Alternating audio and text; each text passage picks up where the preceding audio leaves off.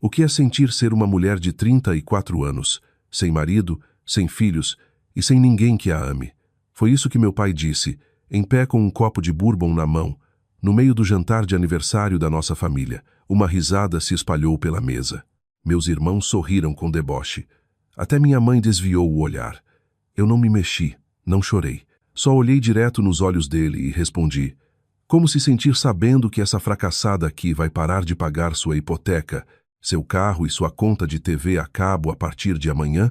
O silêncio depois disso parecia que o mundo tinha prendido a respiração. Meu nome é Malini Reis, tenho 34 anos, sou diretora financeira regional e nos últimos 20 anos venho sustentando em silêncio uma família que nunca disse obrigada uma única vez. Antes de eu contar como acabei comprando a casa da qual meu pai tanto se orgulha, deixa eu te mostrar como tudo começou. Dizem que jantares de família são sagrados. Na nossa casa eram como um espetáculo. Cada sorriso era ensaiado. Cada elogio vinha com cobrança escondida e cada silêncio era uma arma carregada. Naquela noite, nos reunimos na casa em estilo colonial da minha tia Margery, em um subúrbio de Columbus, Ohio. Um lugar onde o chão de madeira brilhava como vitrina e o cheiro do frango assado parecia propaganda de TV. 20 pessoas apertadas em volta de uma mesa de jantar de mogno que já tinha visto 30 anos de feriados, chás de bebê e uma educação forçada de boas maneiras. Eu não voltava ali há mais de um ano e as cadeiras pareciam ainda menores, ou talvez eu só não tivesse mais diminuído para caber nelas. Meus pais estavam na cabeceira da mesa, como sempre. Minha mãe, Eline, usava seu cardigan pastel de sempre um sorriso meio nervoso. As mãos dela não paravam quietas. Mexiam em guardanapos, talheres, pulseira, qualquer coisa para não encarar o humor crescente do meu pai. Charles Reis, aposentado da construção civil e patriarca em tempo integral, segurava o copo de bourbon como se fosse o martelo de juiz. Ele adorava aquele papel e naquela noite estava em sua melhor forma. Do outro lado da mesa estavam meus 3 irmãos mais novos, Daniel, Kylie e Ryan, cada um com suas esposas, filhos e aquela certeza confortável de quem acredita que seguiu o roteiro certo. Casar cedo, ter filhos, ir à igreja aos domingos, ser normal. E então havia eu, a mais velha, a anomalia, sem marido, sem filhos, sem desculpas. Eu vesti um blazer azul marinho sobre uma blusa creme impecável, bem profissional e aparentemente ameaçadora para todo mundo, que nunca saiu de Ohio desde a formatura. Eu peguei o Daniel cochichando algo para a esposa dele. Ela segurou o riso. Eu fingi que não vi. A conversa continuava ao meu redor. Taxas de hipoteca, jogos de beisebol infantil, planos de férias para Myrtle Beach. Ninguém perguntava sobre meu trabalho. Ninguém mencionava o projeto de expansão da costa oeste que eu tinha acabado de liderar. Mas eu já sabia como aquilo funcionava. Meu sucesso não conta porque não encaixa na imagem que eles querem manter. Mesmo assim, eu sorria e passei as batatas. Eu respondi educadamente quando a tia Marjor perguntou se eu ainda estava trabalhando o tempo todo e já me preparei porque eu sabia que aquilo estava vindo. Dava para sentir quando meu pai ia começar. Ele ficava em silêncio, dava um gole na bebida, depois se encostava um pouco na cadeira, como um homem se preparando para dar o golpe. Minha mãe ficou tensa ao lado dele do mesmo jeito que ficava quando eu tinha 12 anos e ele começava a criticar minha postura ou meu jeito de falar. Mesmo depois de tantos anos, o corpo dela lembrava antes da mente. E então aconteceu. A cadeira dele raspou no chão de madeira quando ele se levantou, ergueu o copo e todos os talheres no ar pararam no meio do movimento. Eu queria fazer um brinde, ele disse. O salão inteiro ficou em silêncio. Eu olhei para minha mãe. Os nós dos dedos dela estavam brancos, apertando o guardanapo. Meu pai olhou direto para mim, deu um sorriso de lado e falou a frase que mudaria tudo. Para Meline, ele disse, levantando o copo. Minha primeira filha. Alguns sons de talheres se tocando, alguns murmúrios de aplauso forçado. Todo mundo sabia que aquilo não era um brinde de verdade. Era uma armadilha. Ele não tirava os olhos de mim. O sorriso dele aumentou. Me diz, querida, ele falou alto. A voz cheia de veneno. Como é ter 34 anos, sem marido para te aquecer à noite, sem filhos para levar seu nome adiante? Como é ser uma mulher que construiu uma carreira e mesmo assim terminou sozinha? O silêncio caiu como um prato quebrando no chão. Ninguém se mexeu, Ninguém falou, e então vieram as risadas. Meu irmão Kyle riu. Ryan tentou disfarçar com uma tosse. Daniel se recostou na cadeira, balançando a cabeça, como se eu tivesse falhado em algum teste invisível. As esposas deles olharam para os próprios pratos. Minha mãe fechou os olhos como se tivesse levado um golpe, mas ainda assim não conseguiu reagir. Eu fiquei imóvel. Meu garfo ficou suspenso no ar, como se eu tivesse esquecido como aquilo funcionava. Por dentro, alguma coisa quebrou, mas não do jeito que ele esperava. Porque eu não desmoronei, eu acordei, coloquei o garfo devagar no prato, peguei a taça de vinho não para brindar, mas para controlar a respiração. Então olhei direto para ele. Calma, baixa clara. Obrigada pelo brinde, pai. Eu disse com uma voz mais cortante do que as facas na mesa. Mas já que estamos falando de sentimentos hoje, como é saber que esse fracasso aqui? Fiz um gesto com a mão em direção a mim mesma. Não vai mais pagar sua hipoteca, seu seguro do carro, suas contas de luz, nem o pacote de TV a cabo que o senhor usa para assistir Fox News a partir de amanhã. Silêncio absoluto. O rosto do meu pai travou. Pela primeira vez ele não tinha resposta. As 20 pessoas ficaram congeladas, meio movimento, meio respiração, meio pensamento. Eu vi as expressões mudarem uma por uma. Choque, incredulidade, culpa, medo. Minha mãe levou o guardanapo à boca. A esposa do Ryan olhou para ele confusa. Até o Daniel, sempre o mais seguro, perdeu o sorriso pela primeira vez. Vocês acham que eu sou um fracasso porque não encaixo na definição de sucesso de vocês? Continuei com uma voz quase fria, mas eu venho sustentando um reino de vocês há mais de 10 anos. Pausa. E eu cansei. O ambiente na sala parecia ter perdido todo o oxigênio. Por 20 anos, eu tinha sido a estrutura silenciosa, sustentando a imagem perfeita deles, pagando por trás, resolvendo emergências, sorrindo enquanto ouviam comentários de que uma mulher precisa se acertar na vida antes que seja tarde demais. Naquela noite, essa estrutura desabou. Eu levantei devagar, deixando as pernas da cadeira arranharem o chão como um aviso intencional. Meu coração estava acelerado, mas minha voz continuou firme. Espero que vocês aproveitem o jantar, eu disse, pegando meu casaco. Mas eu não vou sentar numa mesa onde só sou bem-vinda enquanto continuo pagando a conta. E então eu saí. Atravessei a sala de jantar inteira, passando pelas crianças confusas, pelos ombros tensos e pelo peso de uma família que nunca me viu de verdade, só viu o que eu podia oferecer. Lá fora, o ar estava frio, limpo e honesto. Quando eu estava na varanda, ouvi uma voz atrás de mim, baixa. Era a tia Marjor. Desculpa. Ela sussurrou. Eu te chamei hoje porque sabia que ele ia tentar me pedir dinheiro de novo. Eu precisava que você visse isso com clareza. Eu assenti ainda em choque. Não era só um jantar. Era uma intervenção. Quando dirigir para casa naquela noite, o silêncio dentro do carro era ensurdecedor. Nada de rádio, nada de ligações, só som constante dos pneus na estrada e uma enxurrada de memórias que finalmente voltaram a aparecer. Tudo começou com um telhado. Eu tinha 15 anos. Havia um vazamento em cima do corredor, perto da lavanderia. Minha mãe estava ao telefone sussurrando para uma empresa de telhados com a voz tremendo, enquanto perguntava se eles faziam reparos parciais. Eu sabia que eles não tinham dinheiro. Eu tinha $268 guardados numa caixa de sapatos debaixo da cama, dinheiro que eu tinha juntado trabalhando na padaria do bairro todo sábado por quase um ano. Era o dinheiro do meu acampamento de ciência no verão na Ohio State. Mas em vez disso, eu coloquei o dinheiro em cima da mesa da cozinha com um bilhete simples para o telhado. Eles nunca perguntaram de onde veio, só usaram. O acampamento passou sem mim, depois veio a faculdade. Eu passei em Northwestern com bolsa, mas não era suficiente para moradia e alimentação. Meu pai se recusou a assinar o financiamento estudantil. Disse que não acreditava em meninas pegando dívida que nunca iriam pagar. Eu aceitei uma bolsa integral na Ohio University em silêncio e arrumei 3 empregos no campus para me sustentar. Ninguém me parabenizou. Só perguntaram se eu ainda podia ir para casa nos fins de semana ajudar o Kyle com as inscrições da faculdade. Eu tinha 24 anos quando Daniel perdeu o emprego. A esposa dele estava grávida de 6 meses. Eles iam perder o aluguel. Eu usei minhas economias de emergência para pagar 3 meses para eles e ainda comprei um berço usado no Sigles. Não contei para ninguém.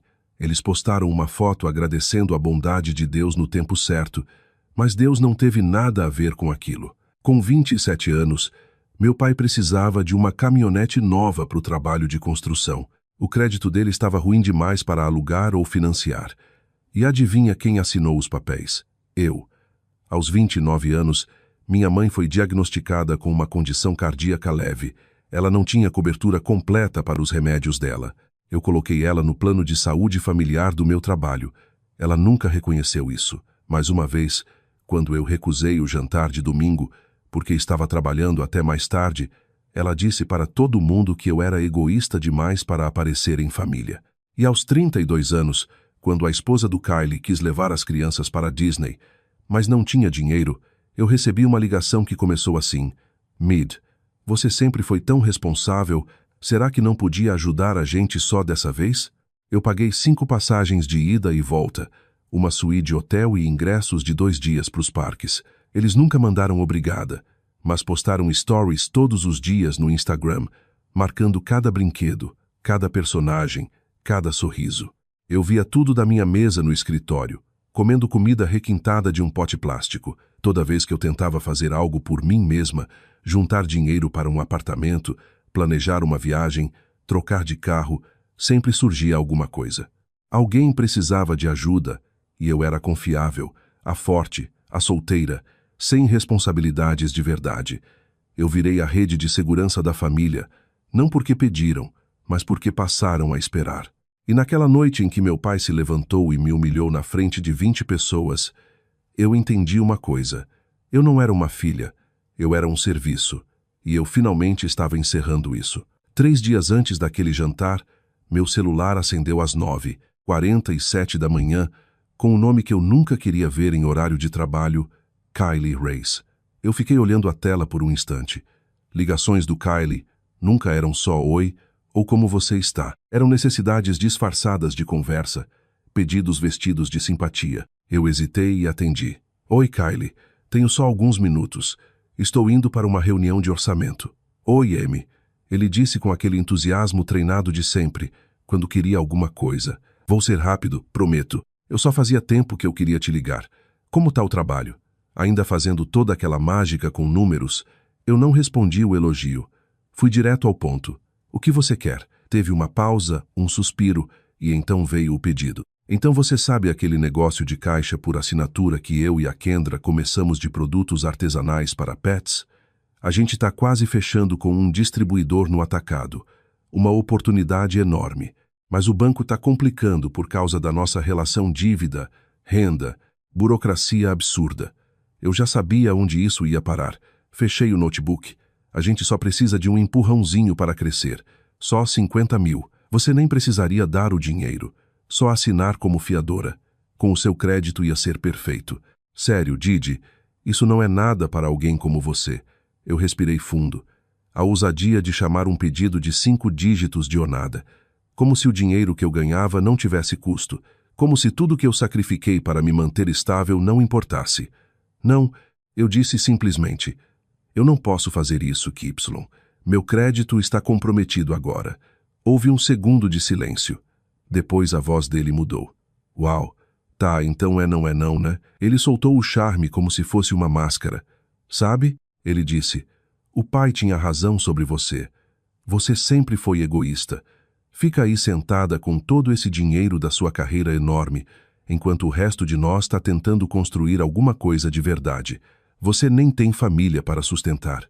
O que você está fazendo com isso? Eu senti algo mudar dentro de mim, como uma trava encaixando no lugar. Eu não gritei, não me defendi, só disse, boa noite, Kylie, e desliguei. Mas a ligação não acabou ali. Ela iou o dia inteiro. As palavras dele me seguiram como um cheiro ruim, egoísta, sem família. O que você está fazendo com isso? Eu olhei ao redor do meu apartamento limpo, silencioso, pequeno. Olhei minha agenda a reuniões seguidas, prazos, ligações de clientes. Olhei a foto minha com minha mãe na mesa do dia em que eu paguei as contas do hospital dela e percebi uma coisa.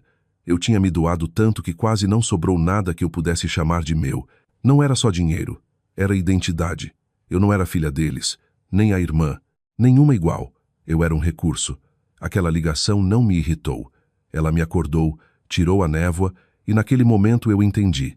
Não era mais sobre limites, era sobrevivência. Foi ali que eu soube que eu não ia mais financiar sonho nenhum, consertar erro nenhum, nem aceitar insulto nenhum. O banco tinha fechado e a mulher que eles achavam que sempre estaria disponível tinha acabado de parar de estar. O silêncio, depois das minhas últimas palavras, se esticou como uma respiração presa. Eu não me mexi, não levantei a voz, só encarei as pessoas que confundiram minha generosidade com obrigação, minha paciência com passividade, meu cuidado com dinheiro disponível. Meu pai piscou primeiro. O rosto dele ficou vermelho, não de vergonha, mas de raiva. Sua ingrata. Ele cuspiu batendo a mão na mesa. Os copos tremeram, os talheres bateram. Depois de tudo que eu fiz por você, depois de anos colocando comida na sua mesa, teto sobre sua cabeça, é assim que você me paga na frente da família? Eu soltei uma risada amarga antes de conseguir segurar. Você chama isso de pagamento? Eu disse, me levantando. Você me criou na culpa e no silêncio. E quando eu comecei a pagar suas contas, você nem percebeu porque achava que era seu direito. Ele abriu a boca, mas eu não deixei falar. Eu paguei sua hipoteca por 8 anos, pai. Paguei o imposto da casa quando vocês quase perderam tudo em 2017. Refinanciei o seu carro no meu nome quando seu crédito afundou e fiz tudo isso em silêncio. Por amor, por dever, mas não mais. Eu virei para os meus irmãos, que já estavam mudando de expressão do choque para a defesa. Kylie, eu disse, você me ligou 3 dias atrás para eu ser fiadora de um empréstimo de 50 mil para uma ideia de negócio com petiscos de cachorro e laços com glitter. Quando eu disse não, você me chamou de egoísta. Essa é a sua ideia de família, eu disse. A boca dele se abriu, mas nenhuma palavra saiu.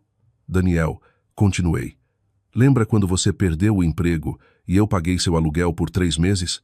Ren, aqueles ingressos da Disney World que você nunca me agradeceu. Você disse para todo mundo que foi sorteio de patrocinador. Aquele o patrocinador ou era eu? Ninguém falou nada. Só o choro baixo e sufocado da minha mãe preenchia o silêncio. Quer falar de desrespeito? Eu disse, olhando de novo para o meu pai. Você me humilhou na frente de todo mundo hoje. Me chamou de fracasso. Você acha que isso me machucou? Isso me libertou. Eu abri minha bolsa e tirei uma única chave de prata. Minhas mãos não tremiam. Minha voz não falhava. Essa é a chave reserva da sua casa. Eu disse, colocando ela devagar no meu prato com um leve som metálico. A casa que eu venho mantendo de pé há quase 10 anos. Agora vocês podem devolver para banco. Suspiros. Suspiros reais pela mesa inteira. Meline, minha mãe finalmente conseguiu dizer sufocada. Por favor, não faz isso não. Aqui eu olhei para ela e pela primeira vez na vida falei a verdade sem hesitar. Mãe, isso já aconteceu? Eu só estava com medo de dizer. Mas eu não tenho mais medo. Peguei meu casaco, coloquei no ombro e olhei uma última vez para a mesa inteira, não em busca de aprovação, não por culpa, só para enxergar de verdade eles como eram. Pessoas que pegaram, assumiram, ignoraram e esqueceram. E agora iam lembrar. Eu não sou rede de segurança de ninguém. Eu não sou saco de pancada e eu não sou a vergonha de vocês. Virei e fui em direção à porta. Cada passo era um alívio, uma liberação, uma pequena revolução silenciosa. E então, antes de eu sair, alguém me seguiu. Uma mão tocou meu braço. Eu virei. Era a tia Major. O rosto dela estava cansado, mas firme. Ele ia me pedir dinheiro de novo hoje à noite. Ela sussurrou. Eu te chamei porque sabia que alguma coisa tinha que quebrar. Só não sabia se seria você ou ele. Eu fiquei olhando para ela em choque. Ela deu um sorriso triste. Você fez a coisa certa, Meline. Você finalmente cortou o cordão. A batida na porta do meu apartamento veio pouco depois das 9 da manhã de sábado. Não era uma batida comum, era uma exigência. Eu tomei um gole lento de café, sentindo a xícara aquecer as mãos enquanto caminhava com calma até o interfone. Meu coração estava estável, como se eu já tivesse treinado para aquilo sem saber. Abra essa porta, Melina. A voz do meu pai vinha distorcida, cheia de raiva. Eu apertei o botão. Subam. Deixa acontecer, eu pensei. Deixa tudo vir aqui, no meu espaço, do meu jeito. Eu me posicionei atrás do sofá, não para me esconder, mas para manter distância. No centro da mesa de café, havia uma pasta de papel pardo, grossa, pesada, esperando. A porta voltou a tremer. Eu abri. Meu pai entrou primeiro, passando por mim como um furacão de raiva. Kylie veio atrás, pálido, inquieto, sem nenhuma da arrogância de antes. Então é aqui que a princesinha mora agora?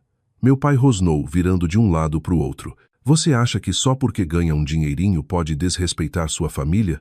Me envergonhar. Sua mãe está chorando. Eu fechei a porta atrás deles com calma. Quer falar de respeito? Eu disse em voz baixa. Ele deu um passo para a frente, apontando o dedo na minha direção. Você vai ligar para todas as empresas que cortou. Vai reativar os pagamentos. Vai resolver isso, Meline. Você não faz esse tipo de coisa e depois sai andando. Eu não me mexi, não pesquei.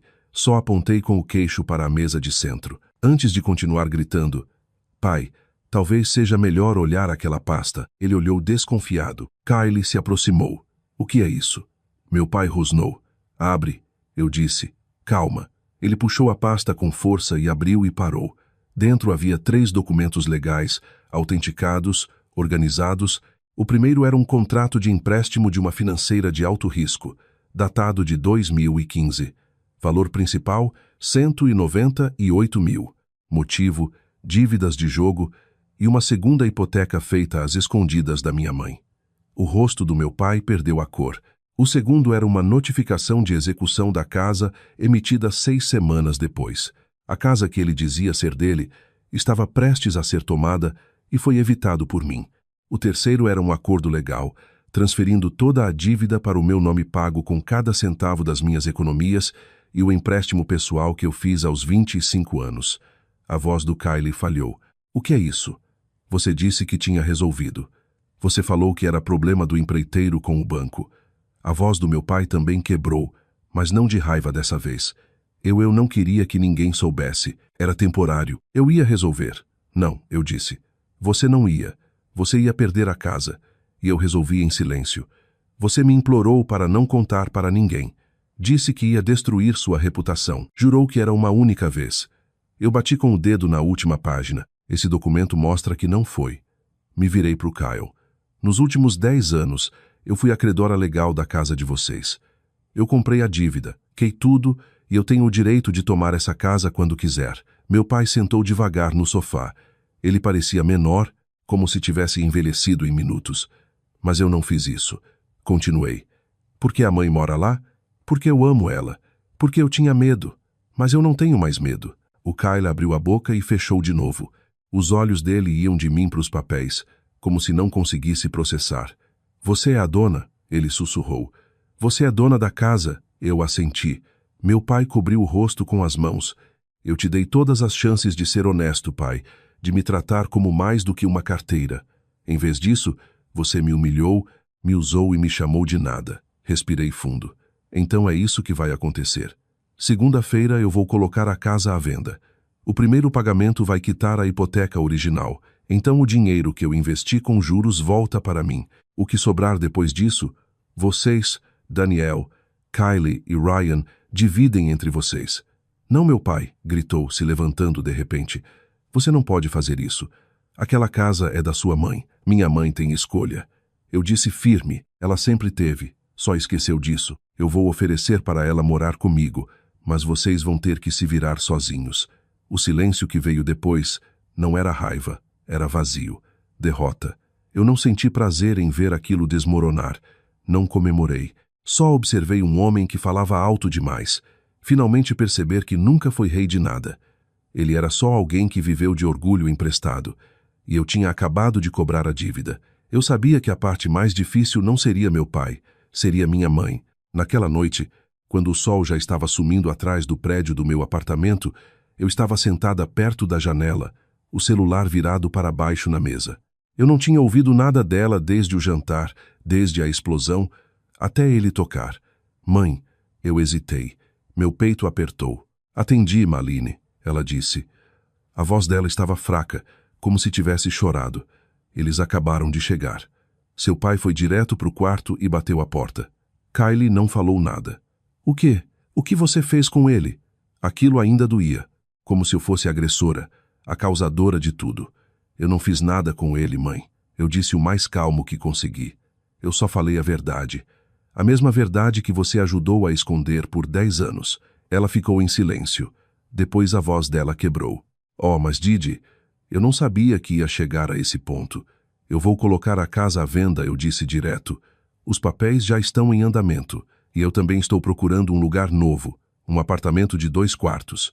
O segundo quarto é para você. Ela prendeu a respiração. Sem condições, eu acrescentei. Sem cobrança. Só uma escolha sua. Teve uma pausa longa. Eu não posso, Malini. Ela disse baixinho. Eu não posso simplesmente ir embora. Aquela é nossa casa. E seu pai? Ele não tem ninguém. Não, mãe. Eu disse a voz pesada. Ele fez questão de não ter ninguém. Ele não abandonou só a mim. Ele te manteve presa. Ela não respondeu. Eu não tô te pedindo para odiar ele. Continuei. Tô te pedindo para escolher você pela primeira vez. Parar de sobreviver e começar a viver. Eu preciso pensar, ela disse. Preciso falar com ele. Eu entendi na hora. Ela ia tentar consertar de novo. Tudo bem, eu respondi. A oferta continua de pé. Desliguei com cuidado e fiquei naquele silêncio pesado, o mesmo de sempre. O silêncio de quem já espera a decepção das pessoas que mais ama. No dia seguinte, ela não ligou, nem no outro. Eu comecei a procurar apartamentos de 1 quarto. Fiquei me dizendo que estava tudo bem ela ficar, que ela nunca iria embora, que eu podia viver com isso. Até a noite de segunda-feira. Ela ligou de novo, mas a voz dela não era mais a mesma. Era fria, firme, quebrada de um jeito diferente, como porcelana prestes a rachar. Eu falei com ele.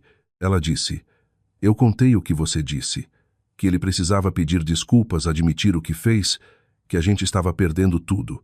Eu não disse nada, só esperei. Ele virou para mim. Ela continuou, a voz tremendo. Disse que tudo era culpa minha, que eu criei uma filha egoísta, desrespeitosa, que eu tio estraguei, ou com essa minha suavidade. Meu maxilar travou. Ele disse que se eu tivesse sido mais firme, nada disso teria acontecido. Ele não teria precisado mentir. Não teria perdido a casa. Não teria falhado. A voz dela quebrou. Depois ficou mais firme outra vez.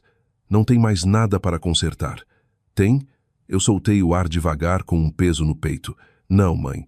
Eu disse baixo. Já faz tempo que não tem mais uma pausa. Quando a gente pode começar a ver apartamentos? Fechei os olhos. As lágrimas vieram, mas não de tristeza, de alívio. Amanhã, eu disse, a gente começa amanhã.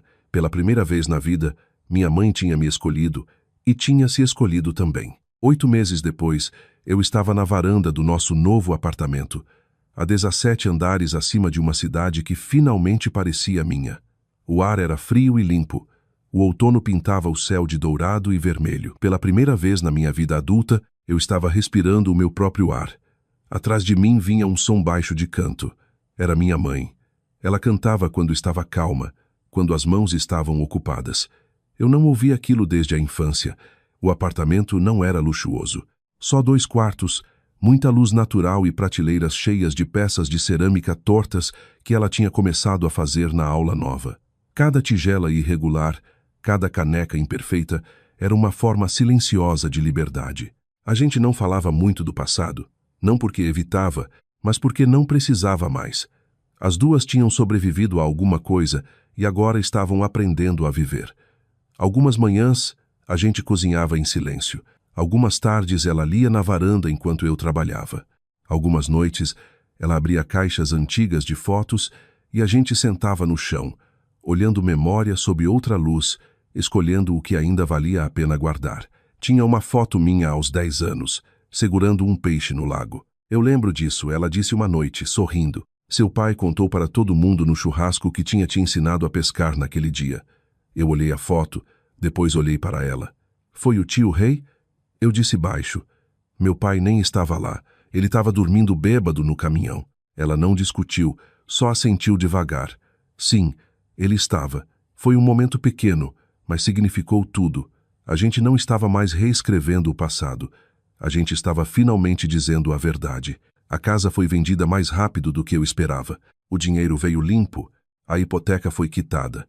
Meu investimento de 10 anos voltou com juros, e o restante eu dividi igualmente entre meus irmãos. Um aviso formal do meu advogado chegou para eles. Sem ligações, Sem drama. O Kyle tentou mandar um e-mail. Uma desculpa vaga escondida dentro de um pedido de empréstimo de curto prazo. Eu arquivei o e-mail sem responder. Meu pai desapareceu no silêncio. A tia Marjor disse que ele foi morar num apartamento pequeno fora da cidade, sem móveis, só fotos antigas da família nas paredes, como se fosse o museu de uma vida que já seguiu sem ele. Ela disse que ele ainda conta histórias, ainda finge que está no controle, mas ninguém liga, nem mesmo os filhos dele. Ele finalmente conseguiu o que mais temia, ser irrelevante. Eu consegui algo melhor. Não vingança, não aplauso, nem exatamente o fechamento. Eu consegui um futuro que não foi construído em silêncio ou sacrifício. Um futuro onde meu nome não está só em cheques, mas na porta, no contrato, na vida que eu escolhi. Eu não vivo mais como uma nota de rodapé na história de ninguém. Agora eu estou escrevendo a minha própria. E cada capítulo começa com uma verdade simples. Amor não é transação e liberdade não é algo que te dão. É algo que você toma para si com as duas mãos e nunca mais devolve. M.